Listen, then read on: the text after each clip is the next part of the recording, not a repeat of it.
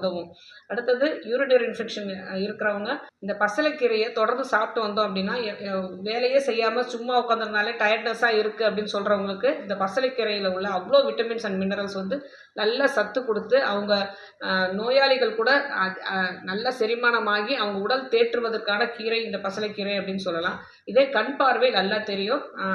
அதாவது சிறு குழந்தைகளை வந்து போர்டில் எழுதுறது தெரில, ஸ்கூலுக்கு போனால் தெரில அப்படின்னா பசலைக்கீரை கொடுத்தாலே நல்ல கண் பார்வை தெரியும்.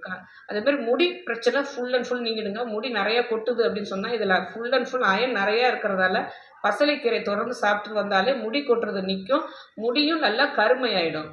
இந்த பசலைக்கீரையை காலை உணவோடு நம்ம எடுத்துக்கும் போது, அதுவும் மிளகு, ஜீரகம், பூண்டு இதை மூணுத்தையும் சேர்த்து நம்ம எடுத்துக்கும் போது, இப்போ நம்ம எல்லா பலனும் சொன்னோம் இல்லையா, யூரினரி இன்ஃபெக்ஷன்லேருந்து, மலக்கட்டுலேருந்து, கண் பார்வை நல்லா தெரியறதுலேருந்து, ஸ்கின் ப்ராப்ளம்ஸ் எதுவும் வராதுன்னு சொல்கிறதுலேருந்து, முடி வளர்றது வரைக்கும், முடி கொட்டுறது நிற்கிறது வரைக்கும் எல்லாமே நமக்கு கரெக்டாக